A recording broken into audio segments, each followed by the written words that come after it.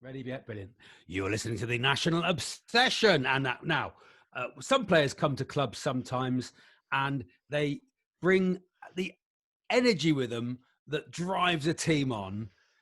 Perhaps when a team is dipping a little bit or is a little bit beleaguered, but they turn up and they drive a team on with the very force of their energy and their personality. And our guest today, really did that last season from his first game at Woking when I think he scored at the back post with a little low down header. Not sure how many headers he scores. We'll ask him in a minute.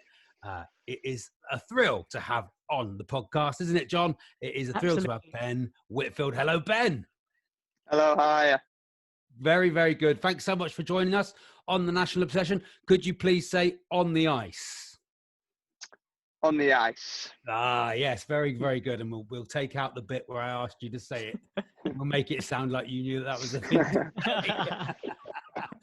Oh, first of all, what a brilliant season so far. Can you believe it?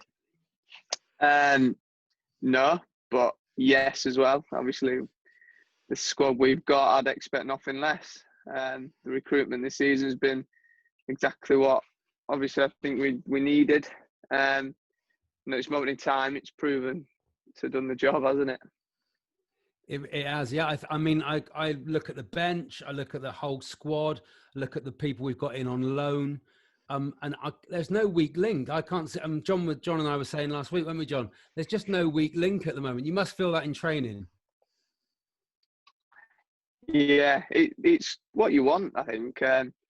Everyone in training is battling hard, and you can see there's competition in every single position. I don't think there's really a position where no one can't play or fill in somewhere, which last season we obviously struggled with. Yeah. And I think this season now is just the strength in depth is very, very good. Yeah. It must have been a bit of a weird pre-season with everything going on. No one really knew when the season was starting. I'm sure Gary would admit he probably didn't have as many pre-season games as he liked. Did it sort of? Were you a bit surprised by how we've hit the ground running, considering everything that's going on? Yeah, no. Again, I think with obviously the virus going around, etc., it's adapting to that with no fans has been difficult. But I think one we've actually taken to quite well. And the injuries we had pre-season, when obviously we brought the new signings in and a couple of them got injured, a few of our lads were still already injured.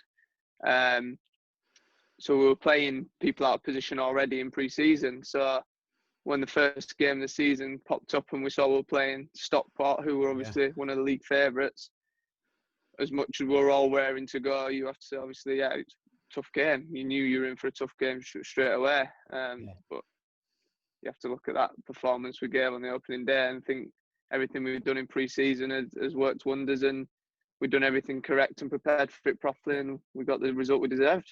Yeah, you all look really fit, actually. That's one of the main things you do look. And you were saying the other day, it's the first time you've had a proper pre-season as a sort of man player, as a grown-up player. Yeah, obviously, I was at Bournemouth for a while, and knowing I was never really part of the first team to have that pre-season, knowing I was part of the pre-season, but knowing I was never going to be involved with that first team throughout that season. Yeah. So it was different for me. So this is the first, and I joined on loan at every club I've been at later on in August. So the pre-season had already gone. Mm-hmm. So this pre-season is the first time I've been at a club from day one, gone from the first session right the way through, knowing I'm going to be a part of the squad. Yeah. And yeah, one I've really enjoyed. I've just got to let my daughter in a minute. Hold on a minute. Sorry. Let it get out.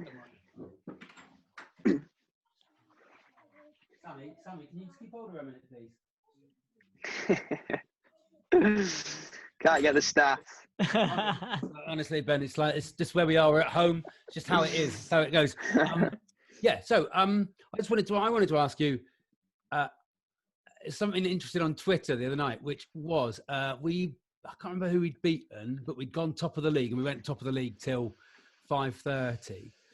And you tweeted top of the league, or something, and your dad, so it was really interesting, I thought, because your dad, Mick, sort of stepped in, and it felt like a little clip round the ear of, it only matters where you are on the last day of the season, is what he said. And I just wanted to take, I just wanted to take you back to when you were a kid. What sort of dad was he, and how did you? Because you must have been, as a lad, absolutely brilliant player. Yeah, my dad's obviously been there since day one. When I was around 6, 7, I had quite a few teams looking at me. I still played for my club, like little town, Myrtle Park, and I had quite a few clubs looking at me. And I was training with a different club every night of the week. Yeah. And my dad actually got told at work, like, if you carry on doing this, you probably will lose your job. And he carried on doing it, taking me everywhere. He didn't end up losing his job, but it just showed that now later on in life, when I've remembered that story, just like the sacrifices that were made from him, I'm just happy I've kind of repaid him in obviously what's happening now. And yeah, it puts a smile on his face as well, I think. Yeah. I mean, I've got children of my own, as you know, and just to try and keep them interested in anything for long enough. So you must have loved playing as a. Was it Bradford you started? Yeah, Bradford. Yeah. I signed there when I was, I think, 6 or 7, and was there for 10 years. Yeah. Then yeah, so that's where I started. What's that like? What's that like as a kid, when you know you're being tested and you know you're sort of constantly trying to reach a level? Yeah, it's good. Obviously, I was a big Bradford fan. My dad was a massive Bradford fan. He was in the Bradford Fire. Right. So ever since growing up, all I've known is Bradford. And yeah, when Bradford obviously said they wanted to sign you, I thought it was the best day ever. Yeah. So getting released from them was obviously a kick in the teeth, but it's one of them where I think it defines you as a person at that age, whether you quit or go on and stick at it, because you go to these release trials and something might pop up, something might not pop up. Nothing did pop up for me, and I ended up signing for Guys. It was a last minute thing for their first ever academy trial thing. Mm-hmm. So I was quite lucky in that respect. But yeah, like you say, you get asked a lot when you're quite younger, and it is tough on you, but it's one that you look back on now and you think it was well worth it. And you have had a few clubs, and you have made decisions, haven't you, to leave places, and just looking at your history. And I think you can see, actually, I don't know if that's your dad sort of in you or guiding you or what, but you can see the way you play is you just love playing.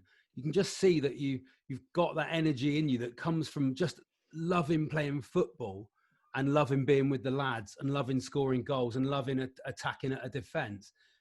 And that must come from making those decisions and maybe not being as appreciated as you maybe feel you should have been at some places. Yeah, it's what every footballer wants to do, isn't it? Any attacker loves scoring goals. They love running up players and making the fans get off the chair. And you know, it's what an attacker wants to play like and wants to be like. I've been like that my whole career. Always loved the ball on my feet. Always loved running at people, scoring goals. Like you say, sometimes you don't get the recognition, but that's where you want it. That's when you got to have the desire to do more and prove yourself more, so you do get the recognition. I can't, obviously, as soon as I come to Torquay, the fans have been the best they've had at any club. They've took me under their wing as such straight away, and they've if you score against Woking, that will happen. You know, it's gonna happen. It's gonna happen. And I didn't realise that till after the game. No, yeah, that's a new rivalry. It's a very new rivalry. Just ask Ben Winter about it. He's the one. Yeah, and Danny Wright turning up as well. He said something Saturday, which was, they asked him a question about why he was playing so well, and he said, "Well, the manager's playing me." And I don't know if that, which has obviously been a bugbear his whole life, or his whole career, that if he doesn't get played, he's not going to score goals. So I don't know if you feel this sort of kindred spirit with him there. You seem to have a good relationship. 100%. He's been like brilliant with me. He's been definitely the best manager I've worked under regarding man management. I think I've said it before. It's more of the fact that if you have one bad game, he's stuck with me, knowing that I can do more and be better. He's told me I need to do more and be better, but it hasn't dropped me, and that helped me massively because I've had one bad game at other clubs, and that's it. I hadn't seen the pitch again for 3 weeks, and then you have to build yourself back up and get back in a team and hit the ground running straight away, which is never easy. But knowing he's had the faith in me to produce my best week in, week out, even if I have had 1, 2, 3 bad games on the trot, to still go out there and have the confidence in me to produce my best game week in, week out has been massive. I think one of the reasons I really kind of identified you as a player is I'm a fellow man of 5'6", and I think I'm 5'7". Oh, come on. Come on, Ben. But yeah, I wonder if you got the and a half as well. I wonder if you had like the same thing that I did. So both growing up and I suppose as an adult, when you line up on the sports pitch, I always got the feeling that there's some opponents that aren't taking you seriously. They look at you, being quite short, and they think, oh, what's he about? Did you get that real satisfaction from kind of proving people wrong? I mean, I didn't have the talent to prove people wrong, but you do. Yeah, more at a younger age, I think that was. By younger, I mean from 17 to 20 as such, because obviously I was still small. I was probably still developing as a player, like physical wise. And when I went on my first loan to Kidderminster, I think people did look at me in that way. It was my first proper games in the men's leagues in the conference, and I was 5'7.5". And people didn't. People might not have taken it very serious, looking at me thinking, "Oh, I just nudge him off the ball," and that's how men think, isn't it? They just want to tackle you and smash you in that league, and that's it. So that was a good learning curve for me going there, because obviously I grew as a player and knew that, like you said, people look at you in that way, and you've just got to take that to the back of your head and prove people wrong, really. But then Gary will recognise that. I think you very much it's like having Gary on the pitch. So it often feels like it's because he's so full of that energy. You just see he's sort of vital, the way he loves life, and I can just see it. I know I keep going on about that. I can just see that it's so important that you see some players come on and they don't look like they care, and you look like you care about every single minute you're on the pitch. So it's been brilliant. It's so good to speak to you. Have you got any questions lined up for Ben, John, or are we done? I had one more. I need to say, you must have been at the club. It must be about a year now, mustn't it? Pretty much bang on. Bang on a year. I think it is over a year. Yeah. And it's just it's such the life of a professional footballer that you're just moving around the country. Because obviously you moved from quite a long way away. How did you find that move to Torquay to come all this way down here and sort of settle down here? How have you found it? I think it was a lot easier than I thought from moving to Bournemouth when I was 17. So I've moved quite far already at a young age. And I think if Torquay had been my first long move, I'd have found it harder than what I did. But I think, it's been good. It's a nice area. Who doesn't love the South Coast? You don't get a beach in Bradford, unfortunately. They're not. I've been to Bradford actually. I've been to Bradford City a couple of times. Yeah, I've got a friend who's a Bradford fan. Used to go a lot the Jamie Lawrence and Robbie Blake years. Yeah. I've been to the Film Museum, if that's any use. The Film Museum. Have you been there, Ben? He loves the Gulls. Anyway, Ben Whitfield, he loves the Gulls, don't you, Ben? You love the Gulls. And thank you so much for joining us on the National Obsession. We really appreciate it. I do. Thank you very much for having me. On the ice.